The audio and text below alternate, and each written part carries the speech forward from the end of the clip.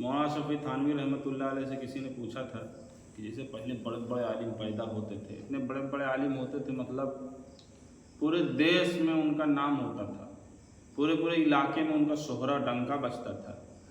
इमाम राजी रहमतुल्लाह अलैह, अल्लामा इब्न तैमिया, इमाम गजाली, इब्नुल क़य्यिम, इब्न कसीर, इमाम बुखारी, इमाम मुस्लिम, इमाम अहमद बिन हम्बल, इस तरह के लोग क्यों नहीं पैदा हो रहे? तो मौलाना शफी थानवी ने कहा था कि अब इंतखाब का तरीका बदल गया है। पहले जो सबसे ज़हीन, फ़तीन, सबसे होशियार, दिमागदार होते थे लड़के, उनको दीन के लिए भेजा जाता था। पहले मुसलमानों को ये रवैया था। और अब जौन लड़का कहीं समझते हैं कि बहुत लोग तो मतलब पहले स्कूल कॉलेज में पढ़ावत हैं, जब देख लेते हैं वो नहीं सक्सेस होता है तो पिता से मदरसा भेजता है। आज नहीं था फिलहाल लोग, तो मदरसे में ज़हीन लड़के कम आ रहे हैं। आजकल जिसके पास भी 4 पैसा हो जा रहा है, कोई मदरसे में पढ़ाने को तैयार नहीं। फिर भी अल्लाह ताला तुमको खींच कर लाया है, मुंतखब किया है। ऐसे हालात में, मतलब ऐसे हालात में सोचो पहले कि जिसके पास 4 पैसा हो जा रहा है, मदरसे में पढ़ाने तैयार नहीं, फिर भी अल्लाह ताला तुमको उसमें से खींच कर लाया है।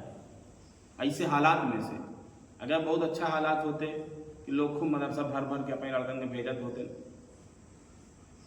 चलो ठीक है, कुछ आए कुछ चला गए, कुछ तो बचते न। लेकिन आज 100 में से 2 लड़के मदरसे में आ रहे हैं। अगर 100 लड़के, 98 लड़के मदरसा स्कूल कॉलेज में जा रहे हैं, तो 2 लड़के का क्या आ रहे हैं? चाहे जो उन्हें गाँव में देख लो, चाहे जो उन्हें गाँव में देख लो, 100 में से 2 लड़के ज़्यादा नहीं होंगे जो मदरसे की तरफ दीन की लाइन में आ रहे हैं, मदरसे में पढ़ते होंगे।